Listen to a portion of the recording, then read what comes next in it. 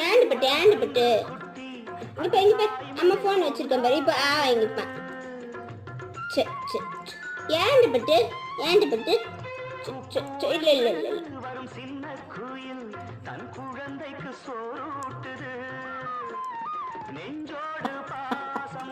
சரி சோறு வாங்கினவா பட்டு சோறு வாங்கினு பிரியாணி வேணுமா? ஆமா ஆமாவா பிரியாணி வேணுமா? ஆமாவா? ஆமா பத்தியா தோசை வாங்கினவா இன்னைக்கு? சரி அம்மா தோசை ஊட்ட மாட்டா. சரி அம்மா தோசை ஊட்டல. சரி அம்மா மத்தியானம் உனக்கு பிரியாணி வாங்கி தரேன்.